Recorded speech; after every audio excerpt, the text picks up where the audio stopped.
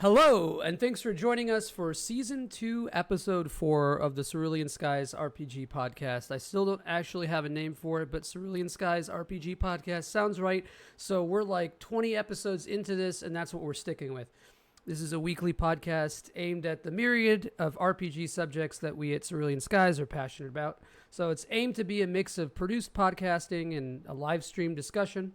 And so we always encourage folks to engage with these talks, whether it be in the live chat, on the Discord, or through other aspects of social media and the Joie Rogan podcast experience, basically. So now, just so you guys know, we did a season 1 when Cerulean Skies first launched, and we're continuing ever forward into like what I like to call season 2. Is it better? Is it worse? I don't know. But I'm your host, Joey, and today I'm joined by John, who was here on season 1. Hello, everybody. And Treeky. Hey, guys. Who is new. Look at that. That's crazy. And as always, what we try to do with new contributors to the show, we're going to be talking about some of our favorite RPGs at first to get a feel for each other's preferences, even though John and I have been getting a feel for each other for the last 3 years. So, you know, whatever that means. But our main topic tonight is playing optimally, man. Do we do it? How do we define the term? Does the concept have any influence at all on us in the way that we play these games? And specifically, we're talking about this concept in relation to RPGs almost exclusively. That's kind of the gimmick for this podcast, right? We try to talk about some game preferences or game-specific topics under this umbrella of RPGs, but I'm not going to get pedantic about what that genre means. You guys feel it out. But before we get started, Treeky, you're new to this podcast, and John, you've been on here before. So, you know, what would the capital I internet know you for, Treeky? I'm Treeky, aka Riley. I'm a retro game reviewer who makes videos in the style of like 2010s YouTubers, in the same vein as like PBG and JonTron, which means, you know, like poorly edited visual effects, corny acting, all wrapped up into, you know, like a retrospects or experiences of video games. I think that's what I'm best known for, my Quest 64 video. Oh, I love that video. That video is sick. And John, how about you? Would you remind the people who you are? Remind the people. You can find me over on Super RPG Friends, where I hang out with Frank, Joey, and a cast of other crew members that intermittently come in and come out. And we play RPGs, we do wacky voices, and I make terrible puns that make Joey cringe. Oh, dude, that's okay. No, they're great. They're great, but I have to sometimes reassure John that to not stop making the puns. But dude, I like my ADHD brain works in such a way where it never stops. I straight up do not stop thinking, and maybe obsessively. And every time John hits me with an assassin pun, my brain stops. It's a fucking full-on halt. The only thing that's ever done it. The cure to ADHD is John. It's John. Yeah, fuck, dude. I never thought about it like that, but Pure undistilled John.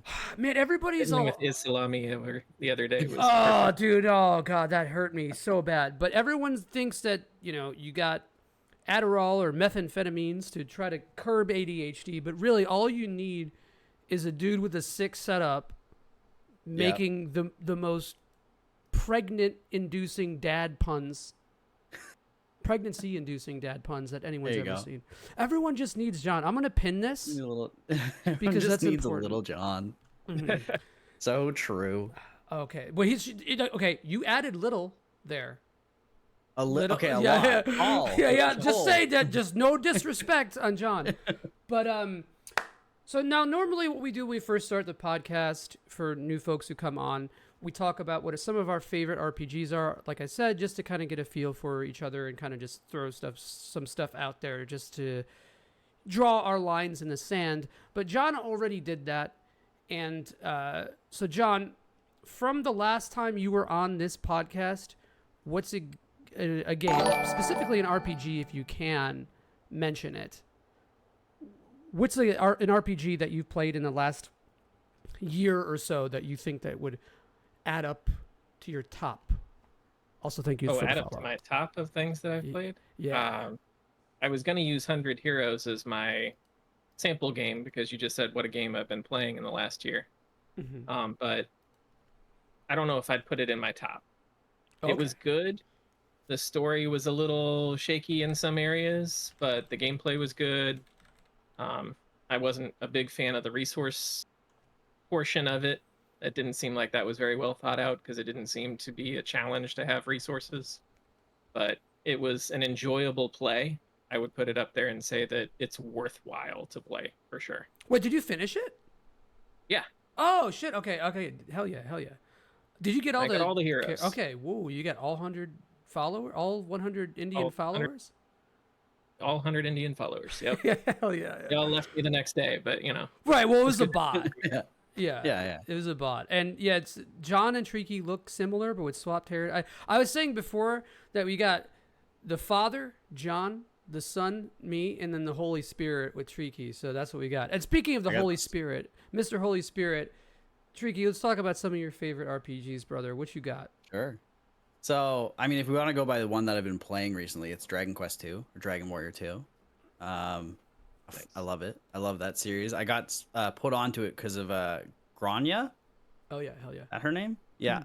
Hey, look at that. Hey, I got a special shirt too. Although I think it's. There you go. To be here. Oh It's my effective. god, dude! I'm gonna fucking give you a swirly for that one, dude. That's like That's A special shirt, dude. This gamer gear. This We got some gamer dude. gear, dude. Sucks. But I know that. Dude, listen, I gotta represent my gamers, dude. You know how it is. I get it. We're the most oppressed minority. You know? Hey, we are. It's true. I know that. So Dragon Quest is what I've been playing recently. And then on my stream, I said I was playing KOTOR as well for the first time, and that's been so far really amazing. God, some of my favorite RPGs though, like Tales of Symphonia, Paper Mario 1 and 2, Golden Sun, SMT 3 and 4. We talked about Castlevania in the pre-show. Castlevania, if they count that as an RPG. I love Yakuza 7. I know it's like not as traditional, but it's good. Quest 64, which is one that I'd love to play too. Geez, I don't even. Is Pokemon an RPG? Yeah. Okay, Yeah. that would be my first RPG I ever played, technically, because the first game I picked up and I just played by myself. But if we're going by the first RPG I was part of, it would have been Final Fantasy 7. Okay. So my brothers played that. My Okay. brothers played that while I watched. So But, yeah. older brother or young? I'm assuming older. Older, yeah. So Jevy J, who's there right now, he's my middleest brother, Okay. and then my oldest brother, my eldest, is he's probably not going to be here, but he might be. But they played it together, and I would just sit. Same with Quest 64. Like I sat back and watched them play that game, while I just like kind of was like, hey, you know. But I was Pokemon always Yellow, the player instead of the watcher. yes, exactly. Wait, Yes, what? What is older it? brother. I was always the player instead of the Oh, watcher. yeah. Older brother, Yeah. but Dragon Warrior was my first one. Oh, damn. See, And- that would have been. Yeah, the OG. Yeah, so that's funny because John and I, there's a bit of an age gap between us, but that was one of the first games I ever played was DQ1. Just like actually Dragon Warrior in the US. Dragon Warrior 1. Dragon Warrior, Dragon Quest. It's okay. It's all right. This is dragon shit, you know? It's just there's dragons in it. I It feel had like. dragon in the name. I had to buy it. Oh, that's Yeah. true. John is a veteran of the Dragon Shirt Wars.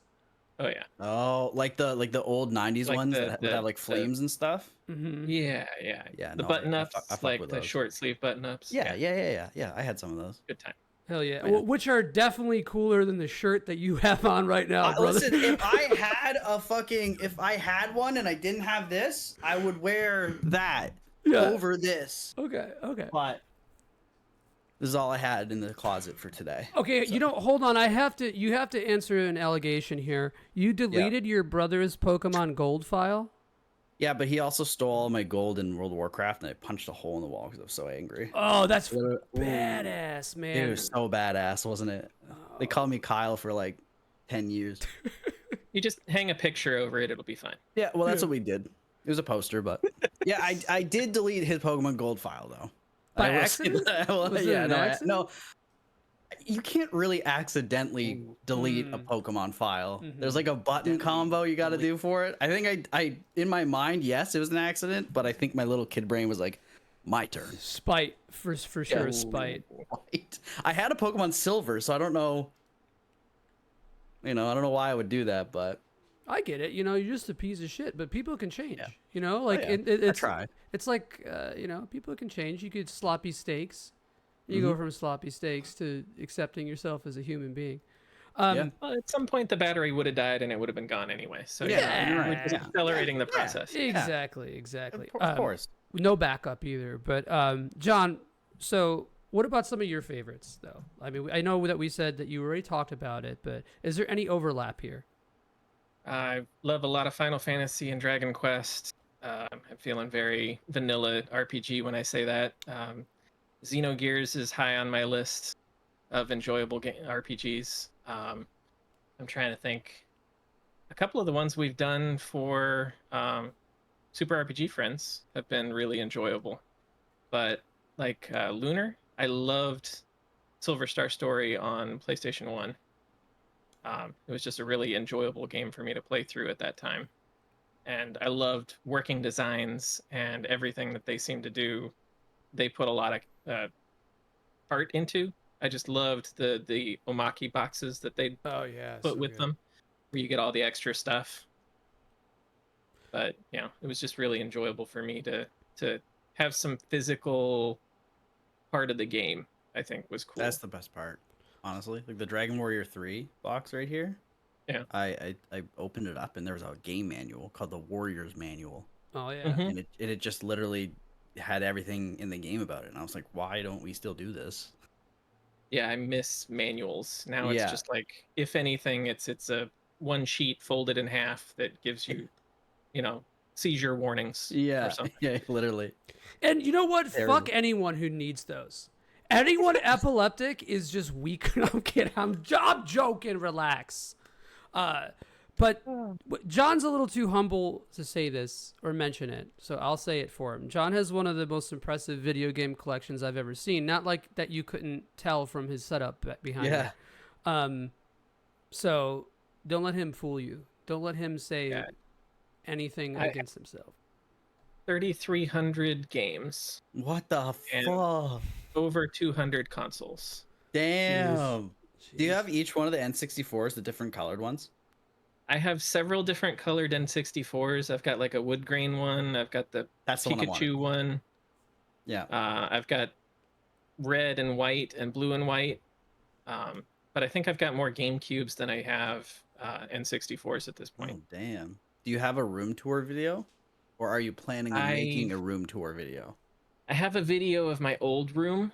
I have not yet got the new room fully set up in the new house because we've been renovating. Yeah, fair enough. Fair play. Listen, when you do it, don't be afraid to send it to me. I really want to see it. I can send you the old one. Send me pictures. I don't care. Just, cool. I love seeing game collections. I'm such like a nerd about that stuff. And I'll like look at it and I'll be like, oh my God, do you see they got the 7th version of this game? John's strictly no greatest hits. No greatest hits in that house. No, well, you know what? That's fair, though. There are several. There are several, mostly because I absorbed my kiddo's collection when he moved, and he just left them behind. Now, are these the PlayStation 3 greatest hits, or are these the DS greatest hits? Ooh. The DS ones look far worse than the PlayStation 3 greatest hits. Xbox 360 Platinum hits. Those are those are bad. They're not. Bad. Joey, they're not that bad. They're not PS4 bad. PS4 greatest hits are the worst ones for sure. They're terrible. The DS ones are also bad. You get a picture of like Castlevania Dawn of Oh Sorrow. yeah, and it's Aria and that's and it's it's just like bad. a small like square All superimposed. And I'm like, Konami, what the fuck are you thinking? That one. Oh yeah, Dawn and Portrait of Ruin. That's right. Yeah, that one's really terrible. There was also a double pack for GBA of Harmony of Dissonance, and I can't remember if it was Aria or Circle. It was Aria. Yeah, that makes Circle didn't ever have a dual other than the new advanced pack that came out for right, Switch. The collection, right? Yeah, yeah, word. So there's a lot of overlap here. Dragon Quest or Final Fantasy is usually always the interstitial material between the guests for sure. Mhm. I like hearing different perspectives of that too. So it's funny that John mentioned Lunar as well, because despite his being older than me, I played the Sega CD version as a kid, and I didn't play the complete version until we played it on Super RPG Friends. Like, when was that, John? Like a year and a half ago? We played the Sega CD version on Super. Oh, RPG. yeah, we did. But like, I played the series all the way through. You played through it. Yeah. And that includes Lunar Dragon Song, which is one of the worst things I've ever played. So that's oh boy. Lunar Genesis. Dude. Hell yeah, man. Well, because you bought the DS version, thinking or the European version, thinking it was a different one. Yeah. So wait, what is it? It has no affiliation with Panzer Dragoon. Wait, no, not Lunar at all. Dragon. No, Lunar Dragon, Lunar : Dragon Song. Yeah. Dragon Song. I'm just trying to be included. No, you're always included, brother. You're on. I was gonna ask you something specifically, if you had ever played Lunar or any of the Game Arts studio games. No, I don't think so. So they did like what are Lunar's a big title, but what else do they make? Grandia. No, I saw Pretty Cody's video on Grandia. Oh, did he make one on? Maybe There's Cody. Oh, The there he is, right timing. there. The Speak of the timing. devil, and he shall arrive. The timing. Yeah. Quick plug. I guess I have to play Grandia now because Onyx contributed to it. So at some point we'll be playing Grandia 1 here. Nice. And that's how it goes. And maybe I won't have to play it. I can just watch you. Hell yeah, dude. That's efficient. Hell yeah. Okay, so real quick with no segue whatsoever, let's talk about the main topic here. Our main topic is playing games optimally, specifically RPGs. And so before we talk about that, and I chose this topic because Treeky kind of, in his Hybrid Heaven video, which, by the way, if you get Hybrid Heaven is an RPG, I would consider that an RPG. I'd consider it partially an RPG, yeah. Right. And watch that video if you guys haven't. That video is actually really sick. And it's strange to see that game getting some kind of coverage in the year of our Lord 2024 or whenever it is. Quest 64 official for that. He's like, you should do this video. And I looked at it and I saw the story and I said, I will. It's such an interesting game too. It's so weird. But so good. But well, maybe not. The game itself isn't really so good, but it's a very interesting game, and I do enjoy it. But John, did you ever play that one? Actually, I have not. It's an experience. It's an experience. I played Quest 64 though. Yeah, I did play the heck out of that. Also an experience. Very good one. Also, that's an experience. Yes, is what that is. I think my Hybrid Heaven and Quest 64 I touch on playing optimally with both of them. Yes, you did. Mm-hmm. And so that kind of struck a chord in me, and I was thinking about this subject for a while. Apparently, it's polarizing. Does anyone here? I like Quest 64, but like it's a vibe. Only the vibes of it. And that's I think where I get most of my feelings for it too. Yeah, there's a nostalgia element. There is the concept of like the elements being cool. Like, okay, I'm using the word element in two different contexts there. Okay, you've said it 5 times, but no one's keeping count. Right. Okay. Thank you. And and so I like those elements of the game. So now 6, but that's about kind of it. You know, it's a weird little game. Some of the movement and the visuals are pretty cool. Apparently, the Japanese version is far superior. Interesting. So, because it's not a complete game, and it came out later on Japanese as Holy Magic Century. Right. And so I want to look at that at some point. But that would be a cool comparison, I think. But then that would require playing Quest 64 multiple times in a row. It takes like 8 hours. It's nothing. Is it really that short? Yeah. Wow. It's probably less than 8. If you really don't grind, it's or play optimally. It might take longer, but it's 6, 7, 8 if you know what to do. Wow, I didn't realize it was that short. I remember getting stuck in like the forest in the beginning. Yep, the first forest area where everyone else got stuck. Yeah, I got through it and I beat it, but I definitely did not take me that. It probably took me like 2 weeks because I was a little piece of shit. Yeah. You'd be So- surprised how quickly you can get there in 5 minutes if you really wanted to. Oh, yeah. I mean, I wasn't delete my brother's. Myst. What's that, John? Just Pokemon Gold. Like Myst. Sorry, John. Yeah. You Oh, know yeah. how to beat yeah. it. You can beat it in 5 minutes. Yeah, if you know it, yeah. You know what to do, yeah. But yeah, I wasn't enough of a piece of shit to delete my brother's gold copy. But Listen, sometimes you got to put your older brother in place. True. Okay. It was like territorial pissing. Yeah. It was Calvin pissing on Pokemon Gold is what you were. Yes. Dude, I want to Yeah. make that so bad. Treeky's fans, please, if any of you guys are graphic designers and even the smallest definition or loosest definition, make an image of Calvin pissing on something, but it's Treeky's hair, and the thing that he's pissing on is a copy of Pokemon Gold for the Game Boy. Gold. Please. Golden shower for Pokemon Gold. Yeah, somebody please. John! But to get back on topic. On it. He's on it. He's on the. He's But yeah, on, so. isn't it? But yeah, the topic is playing optimally, and I do think that's actually a better transition than perhaps it's the chaos might lead you to believe. So, how would you guys define playing optimally? Treeky, we'll start with you because you had mentioned this before. So, what is playing optimally in a video game, or specifically an RPG? For me, so fun fact, I'm a little bit of a power gamer.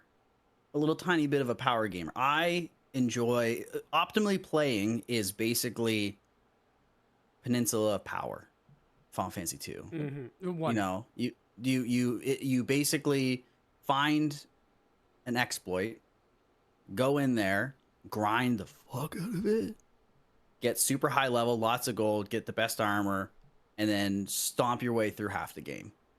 Final Fantasy 8, getting Quetzalcoatl card thing. Whatever, dude, I know I know what you're laughing at. Yeah. Sorry. Like the burning bow in 12. Yeah. Like just Final Fantasy 12, the yeah, burning bow. You get it early. Yeah, that thing is. Yeah. Yeah, that's. Yeah, basically breaking the game to make it so that there's no difficulty and you're just raffle stomping through the whole game. Quest 64 going earth and water, and then barrier avalanching. You don't need anything else, and then you heal yourself with water, and then it's a cakewalk. Or like staying in Call Hazard and getting hit 100 times by the bats so that your defense and HP go up because they only do 1 damage to you. Yeah. You just stay there healing yourself. Boom. That's optimizing games to me, in my opinion. And you know what? I fucking love it. I do. I really do. Hell yeah. But yeah. sorry, go on. No. I was segueing. But yeah, no, go ahead. Finish. I was just gonna say, but it can also ruin experiences for people, a lot of people. And I never go into a game first time optimizing my playthrough, ever. Because I usually like to explore. I like to get a feel for the game. And then usually on the second playthrough or third playthrough, I will do that. I want to break the game kind of thing. Gotcha. So, that's my answer. Yeah, I want to hold on to that thought for a second too, because that's a really interesting topic, I think it warrants its own specific discussion. But before we get into that, John, how about you? How would you define the terms here? So I feel like this has actually changed for me. Okay. I used to be a very focused, I want to find every treasure chest, I want to unlock every secret, I want to get every character to level 99 and just absolutely stomp on the boss. And over time, I've had less and less time for playing, which means that I've got less and less time for that optimization. So optimally is me getting to play the game and enjoying it now. Because if I'm not enjoying it, I'm not spending that little free time that I've got optimally. Yeah. I like that answer.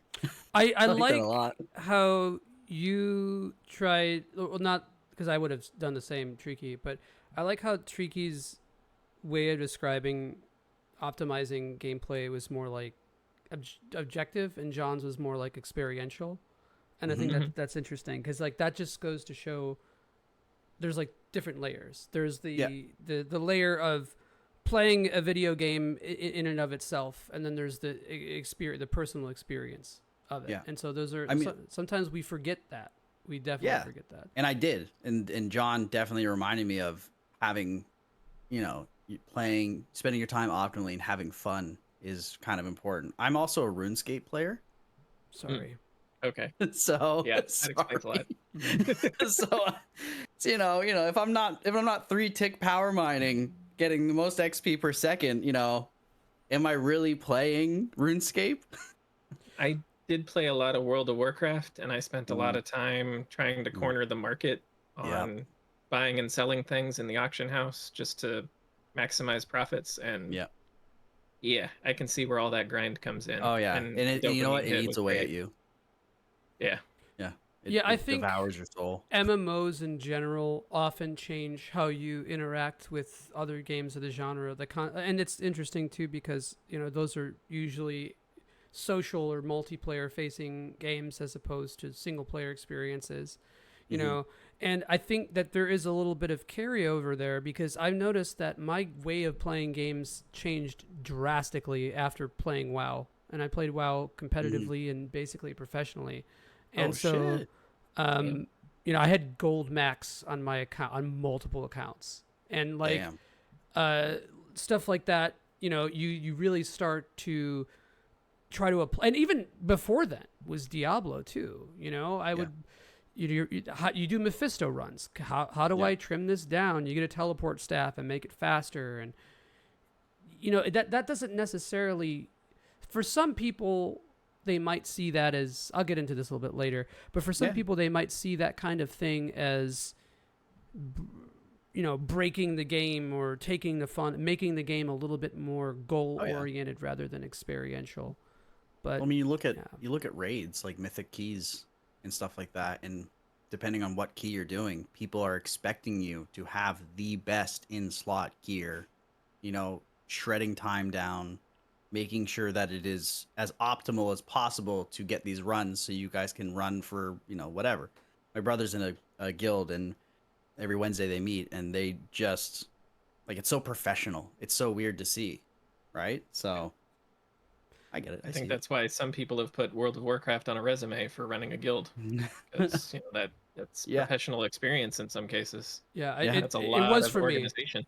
Yeah, I make this joke. It's not even a joke. It's a truth. It just sounds corny to say it, but I think that the most experience I got from any singular event in my life, more so than any other job, was running a guild in WoW, being part of a top 5 US guild. I think that more so than anything else, you learn interpersonal dynamics, you learn scheduling, you authority, whether being part of it or working with it. There's a lot of real life skills that I learned. And when I was fucking with stocks and day trading and stuff, I learned a lot of that stuff from the WoW auction house. I've brought this up a couple times. Dude. Games are important to real life, and don't let anybody tell you otherwise. Sorta. Yeah, I mean, it's not like I could have done those things and actually gotten experience from it, but you still do get experience. And the Diablo auction house, I did make money on the D3 auction house. I'll say that much. Oh, sheesh. But not much, enough to pay for the game. But anyway, sorry, not to assuage the topic here, but I think there is a sort of paradigm shift for everybody with that kind of thing. I think once you start learning how to, as Treeky said, power game, a lot of your sensibilities change, Yeah. So I'm wondering, it's interesting because John, you said that your experience has gone from trying to power game and 100% and go whatever to just trying to have some fun, man. Yeah. Walk us through that historically, because I'm really curious. When did you always power game? So as a kid growing up, I was always power gaming because we didn't have a lot of money. Because we didn't have a lot of money, I didn't get a lot of games. I ended up working in some ways to get money to earn to buy used games but when I'd buy a used game, I would play the living heck out of it. Mm. So I would run through it 2 or 3 times. You know, the first time just to experience it, the second time to try to feel it out and see what I would missed the first time, see what I can squeeze out of it, and then the third time just to absolutely break it. Because that's when I'd break out a Game Genie and I'd start trying to write my own codes. I have a Game Genie. I Because have no clue how it works. That's my favorite John lore. It's a sick I John lore. loved tweaking a code until it just absolutely broke the game. Like I've got a 1-line code for the Game Genie for Dragon Warrior 1. You start with the princess, 65,000 gold, and heal more Yeah. Mm. right out of the gate. So I can almost break the game from there because I can run and get the silver shield and the flame sword by just running away from battles and getting to that point of the game. So you're like level 2 or 3 and you've got this massive equipment and you're just absolutely decimated. That's And hype. I'm curious, like psychologically, as I like thinking about this kind of thing, Mhm. where does that fall, right? What part of your brain does that work with? Because there are two, I want to say, modes in the human brain for how they approach something like competition.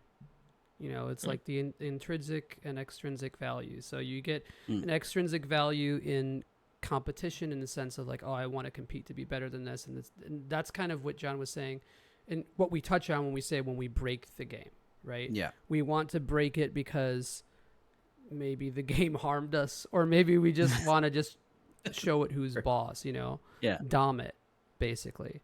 Yeah. Rather than after having been subbed by it or having been Bottom. bottomed. Yeah. Yeah. So I think the other side of that coin is kind of like, I just want to get really good at the thing.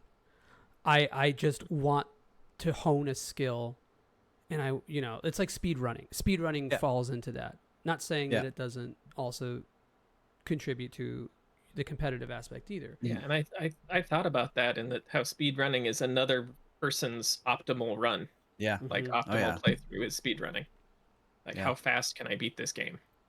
I mean, the speed, like I watched a lot of Castlevania speedrunners, and I've never even thought about playing those games like that. Like it's so crazy the things they can do. And like I tried to learn speedrunning just for the fun, like it was Super Mario 64, and I got stuck on Owlus, and which is I don't know how to describe it. You don't use an owl in Thwomp's Tower. But I was like, I can't do what they do because I A, don't have the time to do it, but B, like for me, it's like a power fantasy. Like I walk outside of what's the place in Final Fantasy 1, Cloudron, whatever the Corneria? first town is, Corneria. Right. You walk out, and then I'm gonna spend the rest of my night fighting those goblins, getting levels up before I go fight Garland. Garland. Yeah. Because I want to be powerful when I fight him, you know. Mhm. And that's where I lie. I don't know what side of brain that is, left, right, intrinsic, extrinsic. I don't know, but like, you know, that's just how I always feel. And like I said, it's never the first playthrough. It's always afterwards. I'm like, I'm about to go fuck this man up. Right. So I want to touch on that actually because I think that's interesting.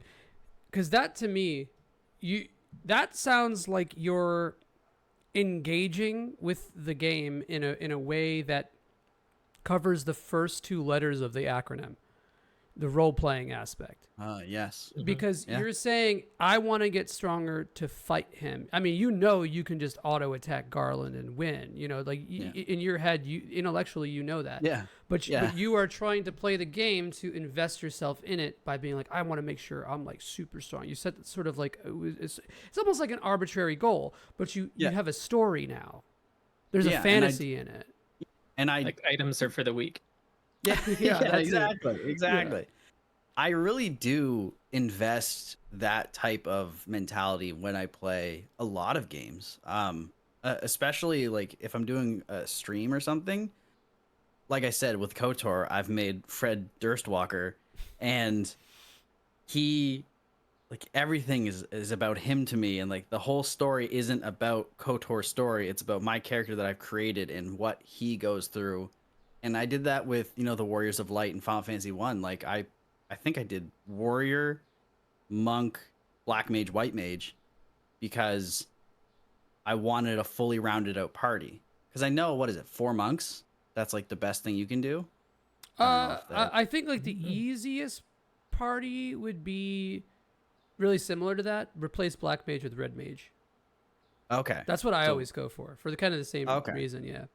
Yeah, and for me, it's like I'm not playing as the Warriors of Light. I'm playing as these characters that I've created. I mean, I play Dungeons and Dragons. I'm a DM. I've been a DM for like 15 years. I'm very invested in making up my own stories, even if it's just in my head canon. I don't have to. Like, I don't tell anybody. But like that's where a lot of my power gaming comes from. Is I want to go crush the Emperor in Final Fantasy 2. So I go to the Peninsula of Power with 2 shields, and I fuck it all up, and I win. And it's not about breaking the game. I'm not done with it. I'll go back and play Final Fantasy 2 anytime. I like it. I love it. But yeah. Well, there is the Peninsula of Power in 2, but that comes from 1. The Peninsula It of Power. is in 1 too. Yeah. But yeah, I think because I think 2 is where I found out about it. Gotcha. And then I think it was in 1 as well, but I just never knew about it. Yeah, I think that concept, that's like having a dialogue with the game. And I feel like that's the kind of experience, because like I talked to you guys about this before the show, and I think one of the things I've always tried to avoid for this podcast, or with this podcast, is to not get too deep in the whole. When I was 6 years old, my mom bought this for me on Christmas Day, and I remember playing it with the flickering flame in the background and the warm light and the lambent ambient light coming in from it. Like, that's cool, that's pretty. I try to stay away from that, but I think what you're touching on here is the exact kind of experiential stuff that I think makes RPGs especially extremely interesting. John, do you have any kind of dialogue with the games that you play, with the way that you play them? So for me, growing up, the games were always a world to escape in. So that was, I didn't have the greatest childhood. I struggled in school with bullies and things like that. So going home and playing role-playing games and actually getting to win was a positive for me. So that was my escape. So I invested so much in those games to try to win, to be the good guy, to win the battle, save the princess, what have you. Because that was the kind of experience I wasn't getting in real life, is that I was not winning. So now that life is better, I think it's more of a struggle for me to try to escape into the game.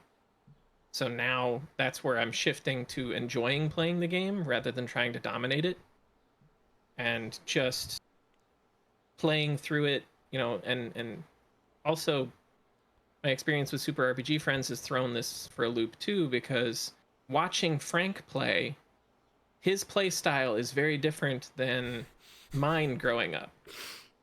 So watching him just minimally fight through things and just continue to plow forward with the story without grinding is mind-blowing to me that could have been done. It was like I didn't understand it when I first started watching it. Yeah, no, I think that's... Sorry, go ahead. I didn't mean to cut you off. No, it's fine. I think that's like a really poignant thing, man. Like the concept of saying, I use video games as a form of escapism, and now that I've gotten to the point, it's almost like you recognize that it's filling this gap. It's almost like therapeutic in a way. Oh, and, 100%. Yeah, and it's an interesting form of therapy because it's kind of hierarchical. You hit this point, you're using this. It's like using like ADHD meds or like antidepressants or SSRIs. It's like you're hitting this point. You need this to get you to this point, and once you're here, then you're leveled up. Like your baseline is different, and so now that way you approach things is of a different stature. It's like of a different mindset, and I think that's like that's so huge. And I do think a big reason why people end up going the route of optimized gameplay is that kind of almost competitive thing. It's like, I can't do this in my real life, or I have these standards I need to live up to and I can't do it, but in a video game I can. And it really is expressive. Like, the player experience is expressive. And I think that it's like, not that John's old, but I mean, lest we forget somebody in their early 40s who's been playing video games their whole life and still changes the way that they play is a hugely important thing. And just being able to see new perspectives and that stuff. So, yeah. I mean, I come from, like I said earlier, that I slept pretty hard on RPGs. So I went into like Dragon Quest 1. I played that last year. I'm 29. Or not even last year. It was like 2 months ago I played that. So my experience vastly is going to be different than John's, who was playing it when he was a kid. So, you know, I went in, oh, this is a retro RPG. I love them. And I just, you know, did my thing, had so much fun with it. But it was less of an experience than I think John would have had, 100%. But I don't even know where I was going with that. Yeah, no. I think that's a good connection. Dragon Quest 2 is a very good comparison to this, because Dragon Quest 2, I would say, is, and I'm really hesitant to use this term, it does get a little grindy. And that's not until later, really. Not terribly until later. But it definitely does at one point. And I think that might speak for a little bit why maybe John and myself, and you too, Treeky, because you're not like a baby, you know. You obviously grew up on RPGs in a time where, like, a lot of people consider those retro. The games that you play growing up are very, very retro or whatever. Yes, they would be. Yeah. So it's not like your first console was a Wii U. So obviously you went through this too. Right. But like the games were designed a lot differently back then, and you know, like a lot of times the way that you approached a game was basically to play optimally because you had to. And I bring this up because I want to touch on what Onyx said about SMT, because I think this is a really good talking point to this topic. And he's talking about how, so in SMT, there are demon fusions, and you fuse your demons and you can get new skills or new things and whatever, right? Yep. And a big part of that system, at least up until, I want to say, Persona 3, maybe even 4, I would say, it was supposed to be kind of emergent. You weren't really... That's why you don't get to see what skills you learn in OG Nocturne when you fuse. Because they wanted to make it a little bit more of a surprise, a little bit more chaotic, because that fits the Ludo narrative of the game. It's ludic, and, you know, demons summoning, you know, chaos, blah, blah, blah. Chaotic, Right. Yeah. And so now, does that really work as a gameplay mechanic when the game is throwing very specific encounters at you? And I would argue that a Nocturne kind of does, but not really. And that's debatable, you know? Well, you get the Matador, and then you get your shit pushed in. You get your shit pushed in, or you don't need to fuse incredibly specific things for that fight. No. But you need to have something, if you want it like the easiest possible time, you do want to have a build that has the very specific types of buffs. Buffs and debuffs for them. Right. Yeah. So I think you can play those games, and they're designed mostly to be where you're not like going insanely OCD crazy. Yeah. Sorry, I shouldn't have said OCD. It literally doesn't matter. But like, I didn't even consider you. I just meant in general. I'm sorry. I'm problematic in two different ways. You love to see it. I meant to say obsessively, but you know. Yeah. You don't need to focus on that. That's really funny. You don't need to focus on things obsessively to get through the game. Basically, is the thesis here. But the game offers you a different way to play.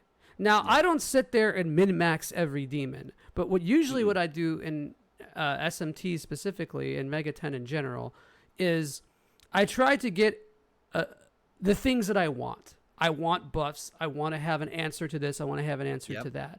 And that's not necessarily playing optimally, but you're using an essence of optimization in it. Yeah, you want to cover your bases. But it's hard to play, I mean, for me, SMT optimally, because maybe it's because I just haven't looked up any strategies, but like going into SMT 4 for the first time, I thought I had the fucking best party in the whole world, and I thought I covered all my bases, and then I got the Minotaur, and then he said, "Come, samurai," and killed me.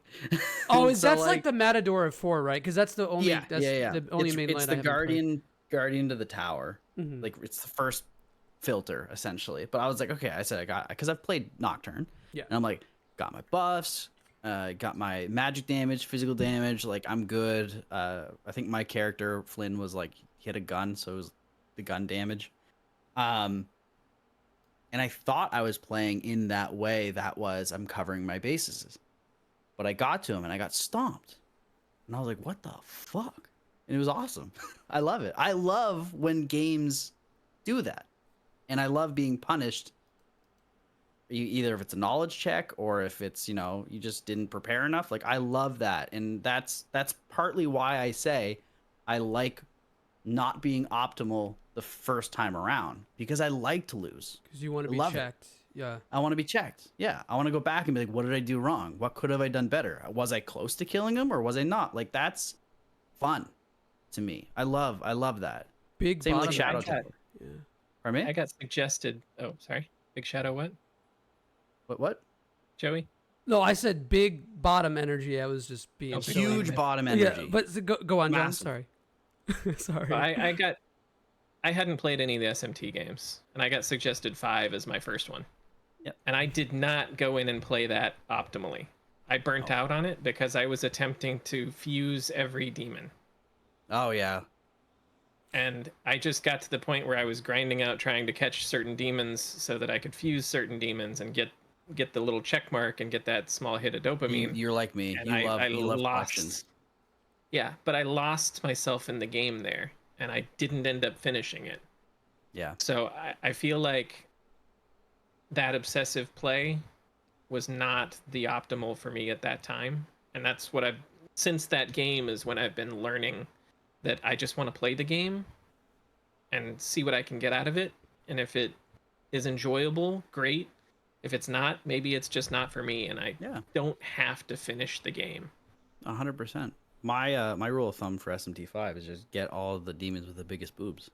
Yeah. Well, there you go. That's the power of fantasy. Yeah, and then I have a harem of girls, and they kill everything for me while I stay back as a little tiny bottom. Well, I was going to say, you were beating the bottom allegations there for a second. Yeah, exactly. Yeah. So especially all my waifus do all the work for me. Yeah. There you go. Yeah. Yeah. That's good. No, so I think Treeky, you touched on a really good point, and John, it was like kind of two facets of the same point here. But I think what you're saying, basically, you touched on an interesting thing. It's what you think is playing optimally isn't necessarily what the game is asking for. And I think that's like a sort of humbling experience. And not a lot of people can deal with that. Most people get frustrated with it.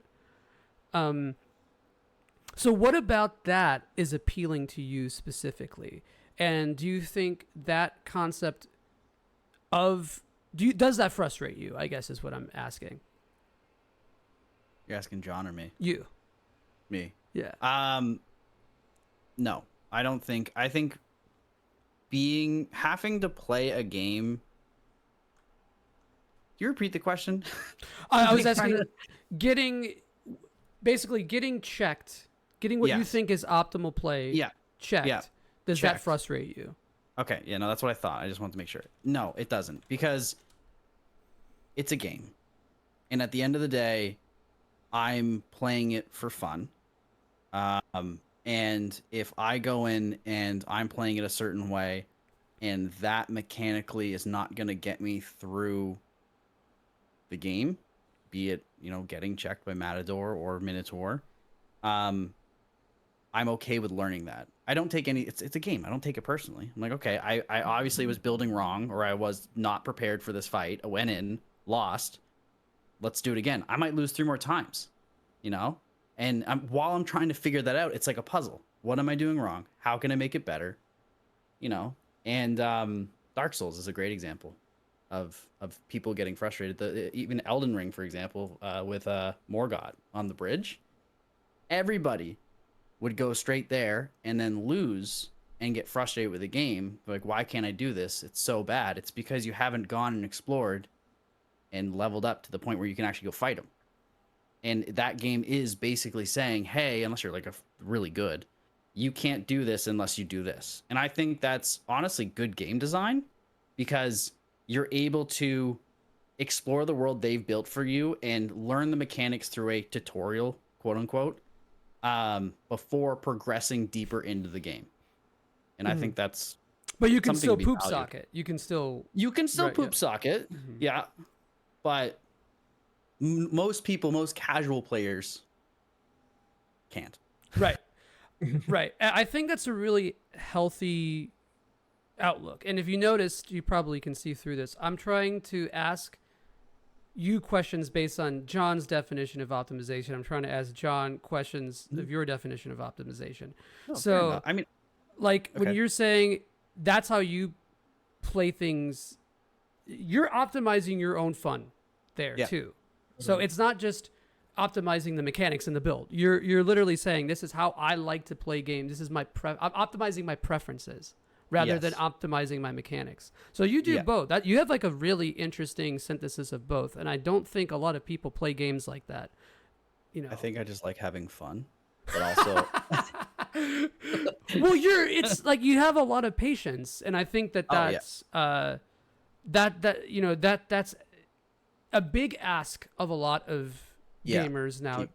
100%. People want instant gratification. I mean, my favorite game is Animal Crossing. So, and I will play that for 3 hours a day if I have to. So I have a lot of patience. I've got a lot of patience. I've got a really good question about Animal Crossing. I'm going to hold on to it for a second because I want to ask John something, because I think this is really prescient to this topic.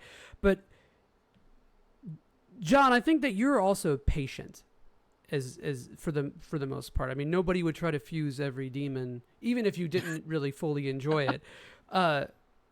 Would you consider yourself patient? I would. I have a lot of patience in life and in games. So it's been drilled into me to wait for things growing up. So that's stuck with me. I do enjoy playing in such a way that, it may not be the fastest way to play a game, but I want to play now more than before in whatever way seems the most enjoyable. Back when I was a kid, absolutely a lot of patience, because I would do things that, like filled out the Pokedex for red and blue separately. Oh shit. I love that. Yeah. I absolutely loved the completionist growing up, but now I just don't understand what's happened or what's changed really. But it's more so just about enjoying playing the game the first time through. And I don't know if I'm going to keep going back to old games, because I've got so many to go through. Yeah, that makes sense, especially with what you have too. And if like that's smart, there's only so much time, you can't 100% everything. It's just not impossible. I'm very instant gratification, but I don't want something to be free. If I basically, I'll use Elden Ring as an example. I started Elden Ring. I walked out of this tutorial area, got run up by Tree Sentinel, and he fucking whooped me. He like one-shot me because I picked the waste of skin. And I'm like, no. Went back, and then he whooped me again. I'm like, I I changed up I was like, right now, I know you're not supposed to fight this fucker. I'm going to fight him, and I'm going to fucking win. And then so I went back the third time, and I changed out 2 of my health pots for mana pots, and I whooped his ass. It took like 12 minutes with my weapon. And because that's what I wanted to do. I was not about to have somebody run up on me. Are you kidding? No. You're going to catch Tree Sentinel. Yeah, fuck Tree Sentinel. So I whooped that ass, and that's what I wanted to do. That wasn't optimal in terms of like mechanics or whatever. The optimal way would be to do the RPG thing, get stronger, blah blah blah. Yeah. But I wanted that. Daddy wanted Daddy wanted his dopamine, and Daddy was gonna get it. So and that helped. That made me enjoy the game a lot. That was my sort of narrative. Yeah. But I want to ask you a question, Treeky, because you said you're an Animal Crossing fan, and I would go so far as to say that Animal Crossing could be considered a role-playing game because you are role-playing this character and this thing, and I'm being pedantic, but I call it a sim. I call it a sim, yeah. It's a sim. It could be, I always try to be pretty loose with the definition. No, I agree. I'm same. But I'm curious as to where your sensibility lies here. So how do you feel? Because this is an aspect of optimization. How do you feel about time travel in Animal Crossing? And for those of you who don't know what that is, Animal Crossing is limited to a set amount of things you can do per day, but you can change the system clock and kind of cheat it, essentially. So how do you feel about that? I think time travel's fine. It's I used to go. So my first Animal Crossing game was actually Wild World, and then I went back and ended up playing the GameCube one. But I used to be on the Belltree forums all the time. And it's crazy because not a single person even cared about time travel back then. And then it wasn't until New Horizons came out that people started complaining about it. I think that the time travel and playing the game at your own pace, be that you're waiting for 24 hours or waiting a day to go do something, or if you log out, log back in, skip the day, or skip to the next day to start doing more things. It's just about having fun.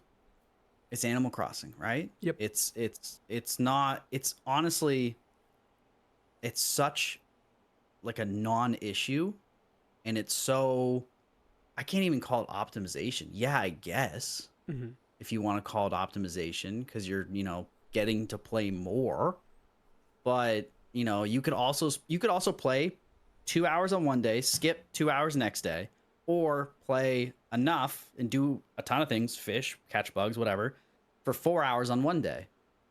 And is that more optimal? I don't know. So I don't know. Is it cheating to have a group of 12 friends and have them all tell you what turnips are selling for in their island? Yes. No, that's terrible. Don't let them do that. It's illegal. No, it's fine. Insider trading. It's insider trading. I mean, it's just like, if you count, that as an RPG, that would be my favorite. But I think a lot of people nowadays really get hung up on mechanics and stuff like that, and even stay on theme, even playing optimally, and they forget how to have fun. It's a game. Like we're playing games. We're playing digital media. Yeah. No, that's a really good point on that subject. I think because I personally am a bit of a time traveler, but not because I want to fuck the game. Traveler. But if you think you've played Animal Crossing, but a big part of it for me is because I am instant gratification in a lot of ways. I'm like a different genre of it, but I still am. Like, I don't want the game to, again, I don't want the game to give me something without earning it. But I know my sensibilities. You think you know a guy? Wow, true. And then he tells you time travels in Animal Crossing and likes medium well steak. You hate to see it.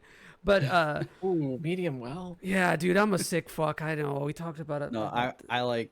Anyway, I'm not gonna get into it. Yeah, that's another podcast topic. But my thing is that I am optimizing my experience. I'm 100% curating my experience in a control freak kind of way, because I don't want to play the game as it sort of is intended, because I'm not going to play the game as it is intended. I'm not going to do my dailies and do my little things 4 days in a row, because I'm not that consistent. And No. I want to play the game in the moment. And if I want to play 8 hours of Animal Crossing, the way I'm optimizing my time is playing 4 hours in one day and then switching it over and doing the Yeah. next. Like, it'd be different if the game had some kind of, if that like fucked up the economy of the game. It kind of does, I guess, Yeah. right? But you Yeah. know, if my friends were playing and they didn't want to do that, I'd be like, okay, sure, we're playing it a different way. The context is Yeah. different, Yeah, you're playing a game. right? You're not your buying friends are playing. bells off eBay. You know? Right. I'm just Yeah, hitting bell max on my account. Oops. exactly. I mean, I know Kyla. She's here, but she's not here. She spent $5 to go to a treasure island in New Horizons and get all the things she wanted right away. But it didn't stop her from playing though. She did it, and she wasn't sick of it. She now could start designing her island. That's New Horizons, so it's like a whole different ball field. Yeah, But you know what? To stay on RPG topics, Animal Crossing Forest Life for 64 was actually going to have a dungeon okay. originally with RPG mechanics, and Huh. they were gonna put it with the disc drive, but then what ended up happening is this drive flopped. They ended up making it for GameCube, didn't have enough room to add those mechanics, so it actually might have turned out a little bit more like Stardew Valley, I guess. Yeah, would yeah, be. that's what I was thinking. Yeah. Yeah, it probably would have turned out a lot more like that had the disc drive not flopped. So Wow. crazy. That's really interesting. I don't know like anything about Animal Crossing's production at all. So that's I don't know a whole lot. I just know that. Well, that's still that's really fascinating. Yeah. Yeah. So I think that like there is an aspect of control freakiness to the idea of optimization as it applies to mechanics, right?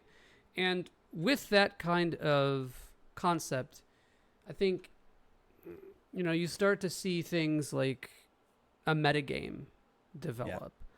Elden Ring is a really good example of this because Elden Ring has a very specific meta for PvP or even for PvE. There are certain builds you want to hit your benchmarks for certain things so you can optimize those points and put them into other things and so on and so forth. And like to me, this concept of like a meta is just a sort of a condensed optimal optimization is what it really is. I'm gonna throw you a little curveball. Yeah. What do you think about games that combat optimization and metas? Ooh, so there's things like scaling. So like Final Fantasy VIII with the scaling in that. Paper Mario, when you get too strong, XP drops exponentially. Like those type of games, I honestly think it's a good thing. Once again, it doesn't matter to me really. But I think that for some games, it's important to not be able to get so powerful in the first area that you just stomp through things. And I like it. I mean, if you think of Paper Mario 1000-Year-Old Door, there's the danger badges, and there's a meta build in that game where you get a bunch of badge points, forget everything else. Badge points, get a fuck ton of peril or danger. I don't remember what it is, but when your health drops below 5, you get like a +5 to your HP. I've seen it. Yeah. Yeah, do that, and then you just go stomp on bosses, hit them once, does 99 damage. It's like, it's hard to actually stop meta builds, but I like when games try to combat it, like Paper Mario does. Mm-hmm. I like it when they give you extras that you have to go through this rebuild scenario to actually get. Like Final Fantasy X had options for super bosses in some of the different versions that they had, and I did a complete rewipe and rebuild of the sphere grid on PS2. That was time consuming. Oh yeah, it takes like 2 hours just to fill it out. Yeah. With the animations and everything. Yeah, that's so that's a good question. So I didn't mean to throw you off. No, that's good. That's the point of this podcast, We're just, but there's a little series of video games that you should check out called the Saga series. Yeah, you might have heard of it. I heard there's a primer for that. Yeah, there's like there are two-thirds Their 2 out of 3 videos are up. Yeah. But Saga does Joey that a and lot. 2/3. Oh, dude, hell yeah. That's me and Six's final form. That's what we are. Man. Well, Silvar, look, he brought it up. You know. Did I bring it up? Yeah, you asked how I felt about scaling. Yes. Okay, fair enough. Yeah, all right. So, but yeah, Indirectly. so obviously I like it a lot, but there is still a meta in that stuff. Yeah. Well, I mean, there's always gonna be. People are always gonna find ways to break games, no matter how much a dev actually tries to keep it from happening. It's the fact that those pieces are in place to keep people, like casual players, from going crazy, that are like, I respect it. But yeah, you're always gonna find a meta build. But anyway, tell me more about the meta build in Saga. Well, yeah, I would say that it's less designed to check meta builds. It actually, in some ways, almost encourages them, because if you build something poorly, you're going to suffer for it when the game's scaling starts cutting in. Yeah. So it's less about trying to check the player and more about like keeping the experience, like, it's poking you in the ass to make sure that you're moving, basically. Yeah. It's like, hey, come on, don't fall asleep grinding. Yeah. So it's well balanced, you would say.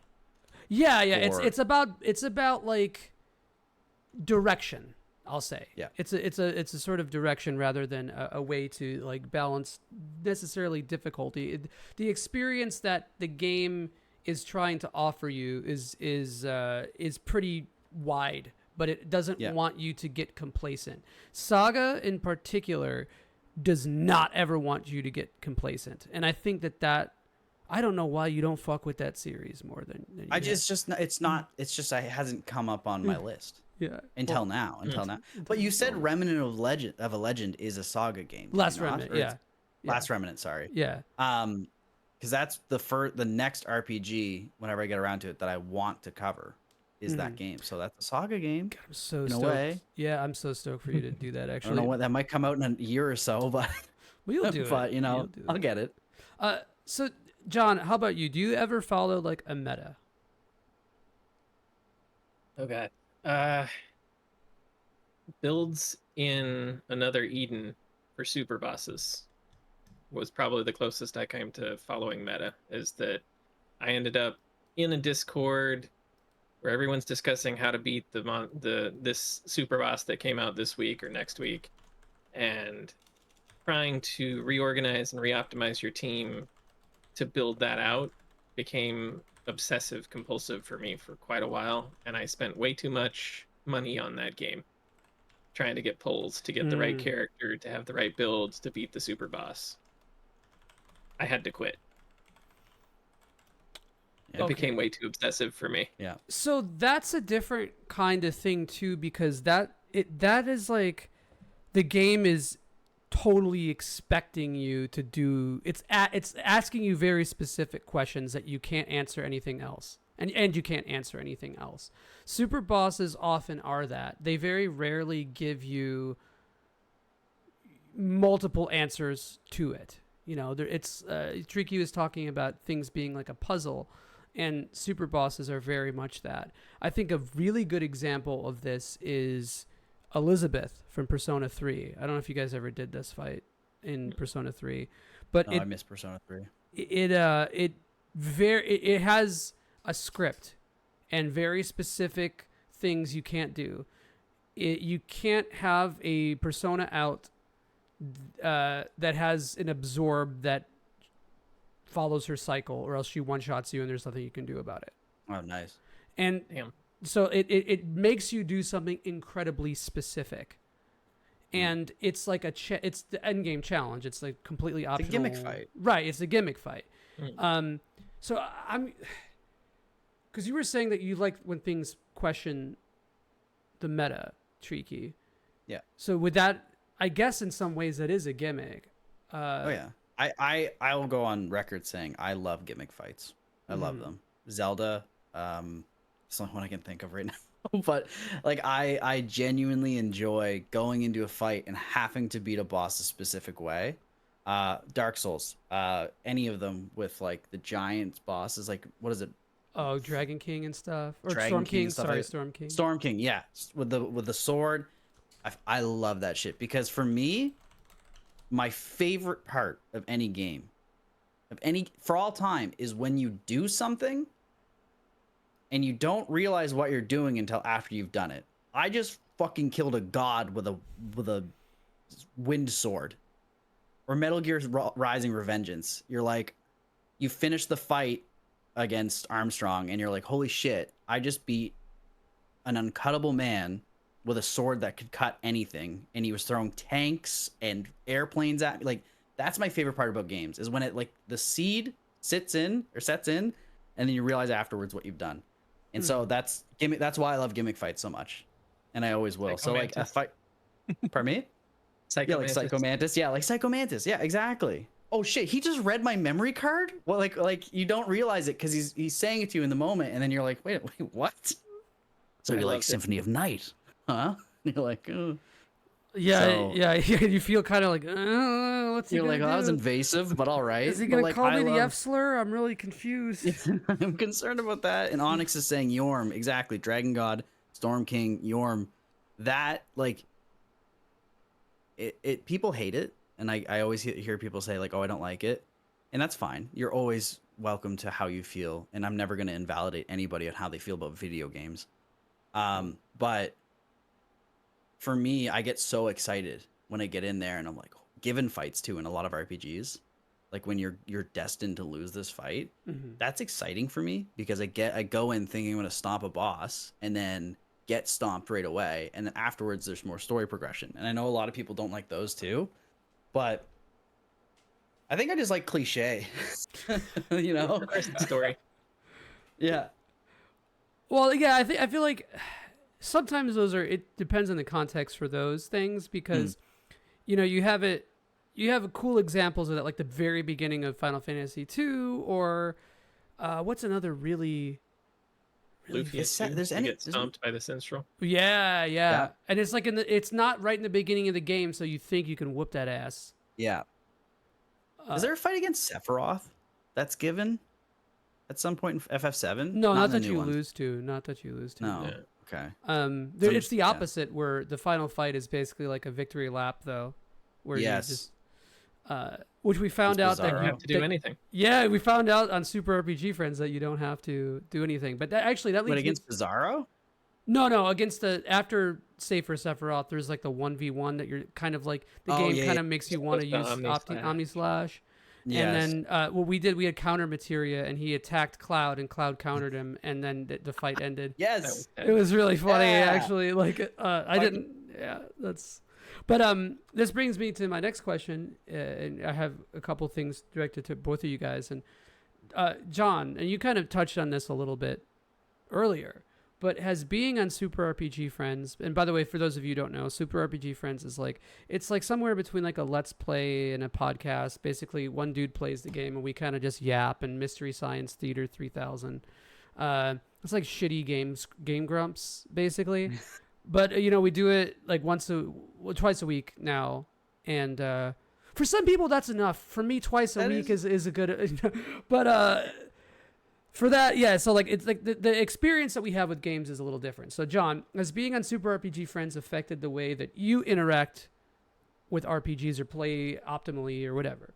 And does it encourage you to play differently, I guess? It's actually interesting to me that I never used to watch YouTube or any kind of streaming or anything like that because I'd rather play the game myself. And getting in a situation where I had to watch the game be played kind of opened up my eyes to it a little bit. So I've experimented a little more with watching YouTube videos of people playing through games when I don't know if I'm going to play it, get me an idea of what it might be like before I'll buy it. Or even just watching Six play random games for his Outside the Lens stuff is entertaining to me. Seeing someone else experience it for the first time or bring it back to say, okay, this was something I had nostalgia for. Is it still a good thing? I enjoyed just listening to his reactions to it too. because there's a lot to be had there in someone else's experience and I trying couldn't to agree understand more. from that. I could not agree more with that. I love. I know I'm not trying to steal your question. No, But no, no, no, no. I, You're I preach this a lot with my content and stuff. I love seeing what people create. I also have like 8 hours a day where I can just consume content because of my work. But I love going to streams. I love Let's Plays. I wanted to have a Let's Play channel for the longest time, but Let's Plays are just really hard to break a niche with. So that's why I started making the videos I make. But I love seeing people's Let's Plays. I flick on Let's Plays all the time with random people with like no views or anything like that. I just listen to them because I love hearing that, and I love people's streams, and I love watching what people make. And that's, you know, it is, as John said, it's an experience to experience that through someone else's lens, and it's just nice. I love it. I couldn't agree more. Hell yeah. And you know that makes me bounce a question to you too. I put this in alternating caps because I think it's funny. But as a content creator, a fellow content creator, Treeky, do you sometimes feel like you have to play a certain way, aka maybe optimally, maybe suboptimally, to get specific footage? And do you feel, I don't know, like somewhat socially compelled, like you have a social obligation to your viewers or subscribers or whatever to tick a box for playing in a certain way? Yeah, I think that's definitely a loaded question. No, Sorry. I definitely, no, it's fine. I do feel I have to play a certain way, but the thing is it's different. I like to picture myself as an entertainer, you know, whether I am or not, it's a completely different thing. But when recording a video, I will play through a game how I want to play through. Just usually first time, go in, because I stop a lot. I stop for 10 minutes or write down notes. Something funny happens, boom, got to write down that note, timestamp it. Thought-provoking things, got to write that down. And really, it's not about how I'm playing, it's just playing through the game. I will often do second playthroughs just so I can get points that I might have pointed out for something else. Like if in my script I say something and then I don't have footage of it, I have to go back and I have to play through again, which I don't typically. Sometimes I'll power game through it, but not really often. It's just, you know, it's why I don't typically cover RPGs, is because that happens to me a lot. But like in, you know, my quest video, I do typically point out in Hybrid Heaven too, you know, lesser sense, I do typically point out how to break games. And I've actually gotten comments that are like, why are you telling us how to do this? And I'm like, because sometimes I'll do it by accident. And in my quest video, I said that if you want to play optimally, you play earth and water. And, you know, it was only because my brother told me to do that I did do it. And, you know, that was not a mistake. It was just an accident that it did happen. So I really, to go back to the question, I really don't think, I do play it in a certain way to get specific footage, but I'm less socially compelled to play it in the optimal way because my videos are more experiences rather than retrospects. Because I take you through the entire game, and I'm not like Madge, Cody, those boys, they have such an intelligence to them. We said this. What was it? We said Madge was fine wine and Cody was freshly baked bread. Yes, and I was the Gouda cheese. Like, bro, I don't know which one of those three things I like more. No, I know. But like they have such a presence and intelligence to their retrospects that is so commendable. Whereas for me, I'm doing nothing more than giving opinions on what I experienced. And so, I think where socially I feel compelled to play a certain way is in streams, where I'm like, I want to get a stream done, you know, relatively fast. I don't want to be getting lost or anything like that, which happens to all of us. You know, all happens to us. Not me. It didn't happen to me an hour before the show. That's not me at all, man.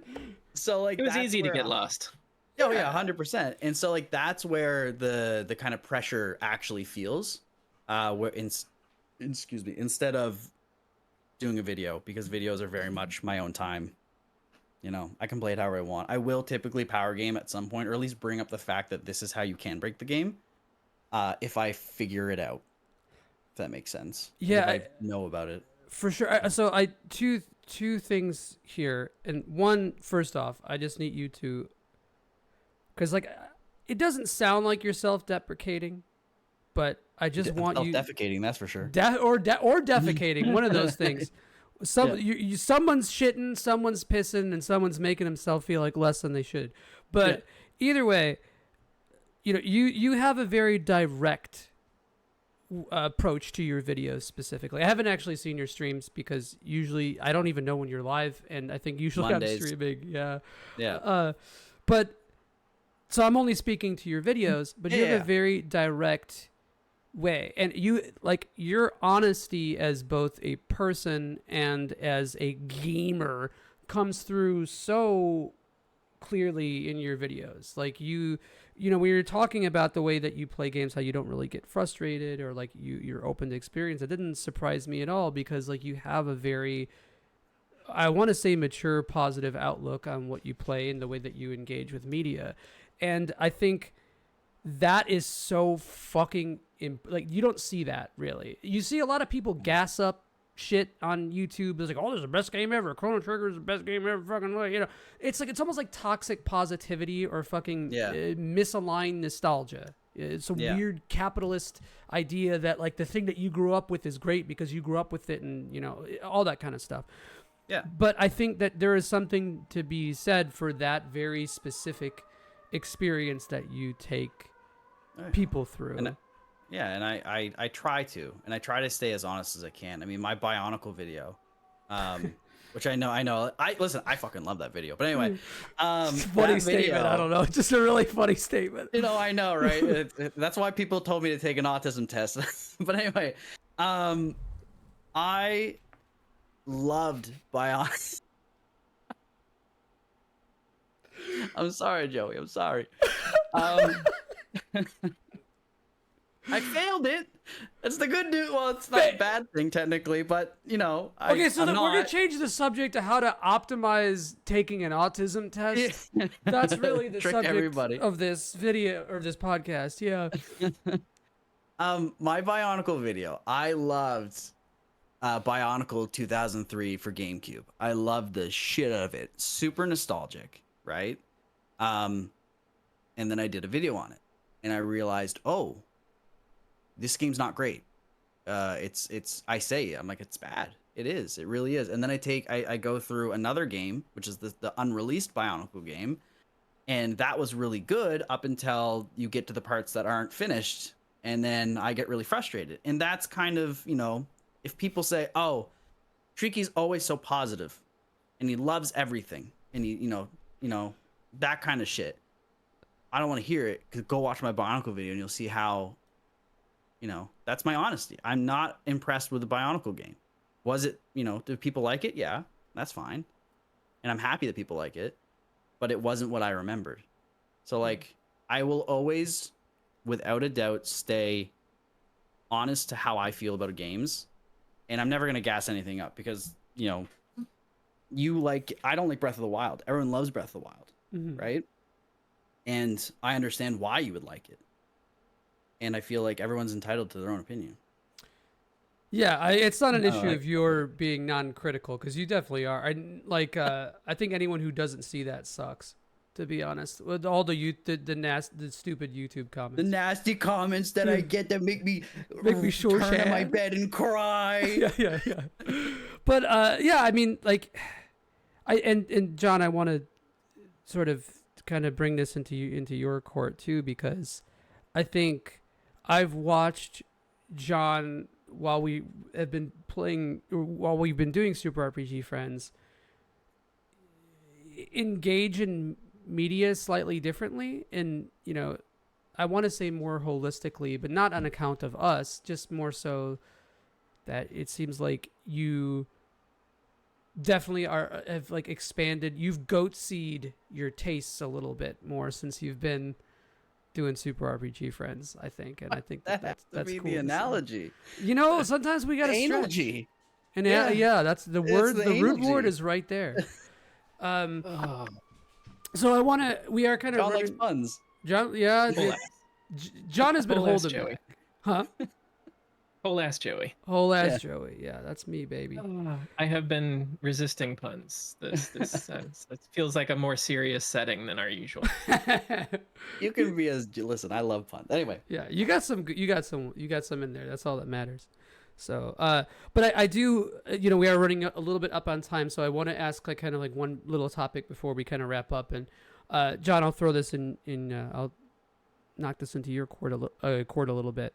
What's the next game that you're gonna play, and do you have any concept or idea of how you're going to play it? Oof, this is rough. I have not truly chosen the next game I want to play. I think I want to play Rebirth, but I played a Remake so thoroughly that it wore me out a little bit, so I might need a little break. I might need a little palate cleanse of something in between, because I was trying to do everything in Remake, and I was trying to do it over remote play. Ooh. oh And yeah, Tifa's pull-ups over remote play was a little rough, No. Yeah. but I did get it eventually. Jesus, dude, that's you worked with that impressive. delay. That's harder than that with remote play is like harder than any hard mode mini game in Rebirth, though. Okay. Wait, did you Mario did you do the hard mode, John? Did you go through the hard mode? I have not done hard mode yet.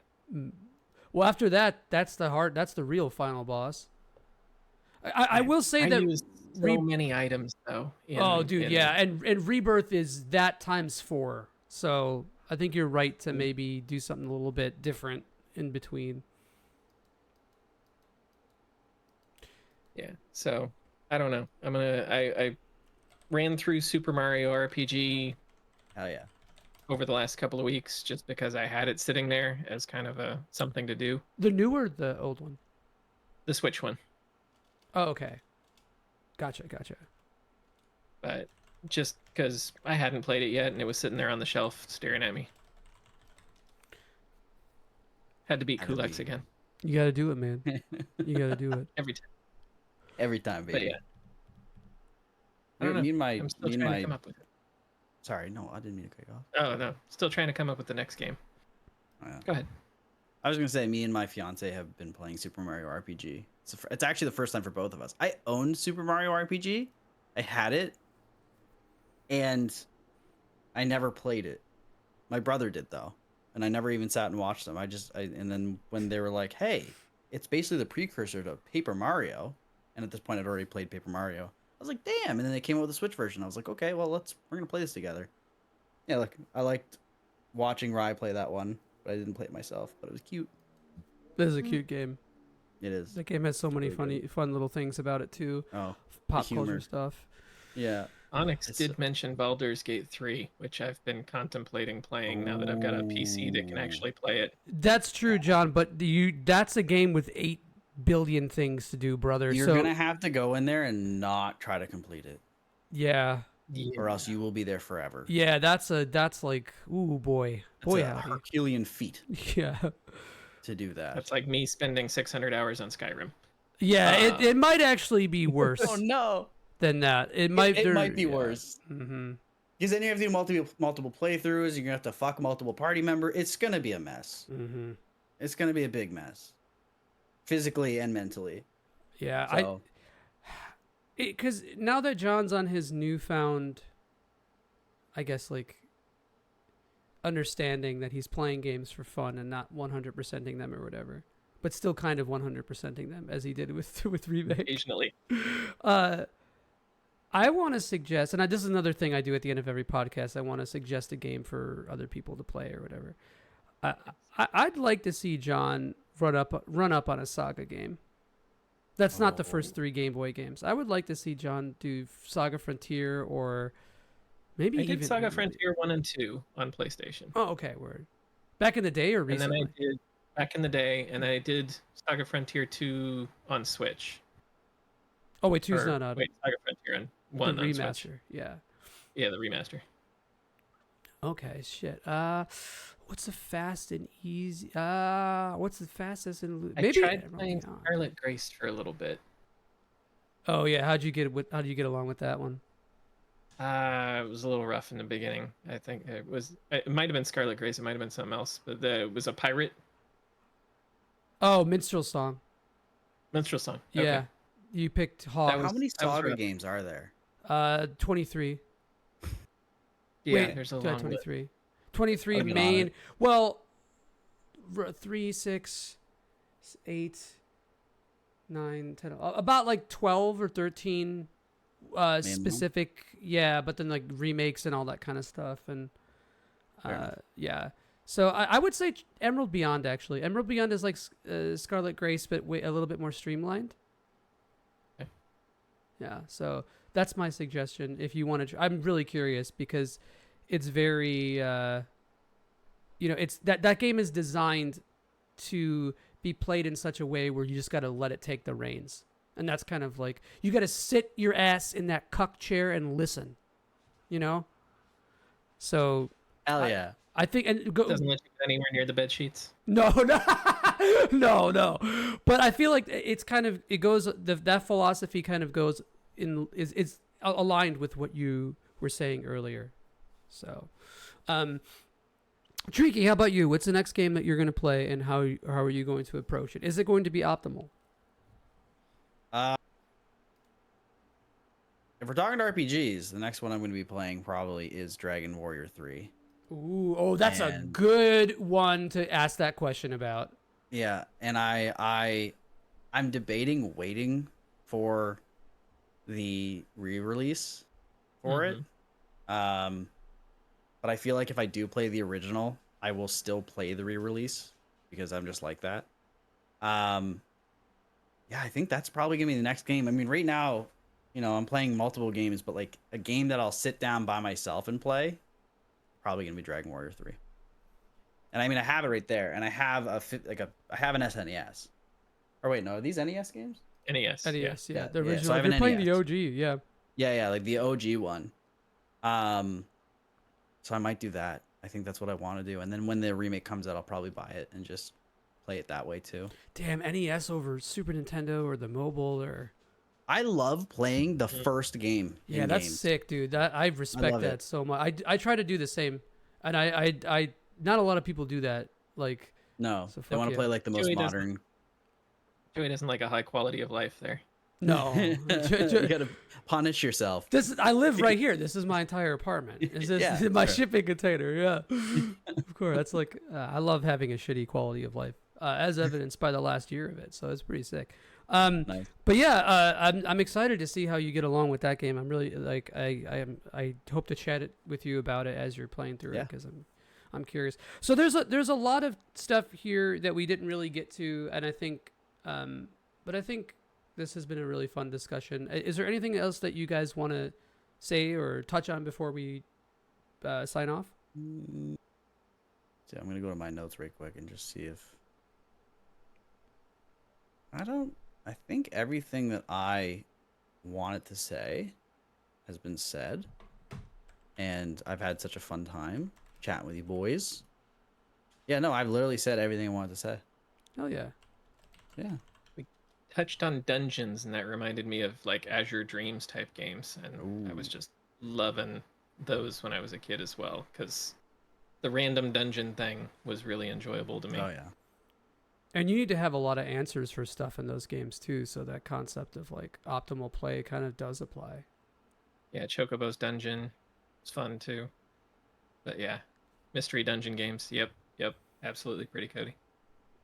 I need to play those. Add another hour to the podcast. If you spend $80, we'll do that. Sorry, guys, I'm pipping you guys off for $80. And I'm kidding. Don't. That's not gonna happen. Well, Meet your sister. We'll do another I half hour. endlessly chat, so I'm here. but yeah, but thank you guys. I think this is a really good discussion. It Yeah. was very candid and I really enjoy talking about the more like psychological, personal aspects, tempered with some kind of scientific thought to it, if that makes sense. Rather than Sorry, I didn't mean to cut you. No, off. go ahead. Go ahead. I was just gonna say that John's opinion of power gaming / optimally playing was like almost eye opening. I hadn't even thought about it in like, oh, I just want to optimize my fun. And I'm like, fuck yeah, So like it was kind of out of left field for me, and I loved it, and I also really liked getting out of my comfort zone, because I'm, like I said, I'm the Holy Spirit of RPGs. I like them. I'm around them. But am I the father or the son? I don't think so. So, Not yet. Great. One day daddy comes for us all. That's the way it goes. But I appreciate you guys a lot. I definitely want to do more in the future. We got to figure all that stuff out, because it's like one of the big problems with this podcast so far has been like, there has to be a time limit or it's going to keep going. And each episode kind of ends up like, holy shit, all that time passed? What the hell, man? Yeah, I know. I'm the worst for it too. I get in a conversation with someone and it's been 4 hours and I'm like, oh, this was supposed to be a meeting about like emotes. Right. Yeah, right. Actually, Kyla, what you're saying is like, how do I optimize my time and fun versus how do I become the most efficient I can? I think there is it's like a Venn diagram, right? And I think ultimately our conclusion here has been what's in the middle there. The middle there seems to be the sweet spot for, I think, even all of us, at least discussing this today. I didn't really kind of narrow in on that particular subject about like what will end up being ideal. Next time. Yeah, we just have to do it next time. So, but yeah, thank you guys again. Let's do a quick social thing. John, where can we find you on the internet? Just on Super RPG Friends. I have no other internet presence. Hell yeah. And you can follow Super RPG Friends. Where I don't know if we're going to be streaming on Thursday. We're currently doing Lufia 2 on Tuesdays and Final Fantasy 6 on Thursdays. But Frank has to get some dental work done, so I don't know if we're going to be doing it on Thursday. But either way, we'll follow us on there, and if you guys haven't already, or if you're interested. And it should be fun. John's puns on that show, like, you really can't. I've never met anyone that good at They puns. are crazy.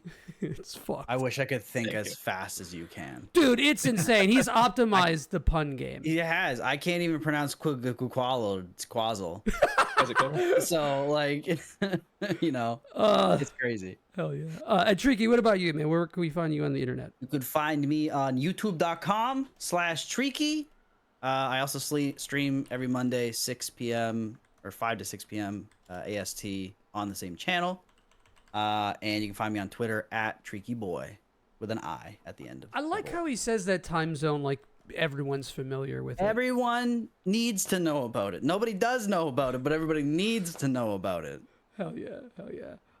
And as for little old me, we're going to be continuing Adventures of Mana here. We're about like 70% through the game. We were playing it earlier. We're doing a mana/mana marathon, and we're going to be finishing up this game. We've played the other versions of the first game in the series, which is Mana 1/Seiken Densetsu. So what time is it? It's 7:40. So let's give this like 25 minutes, and then we'll go live here. But in the meantime, so if you guys are interested, just stick around to this channel, come hang out.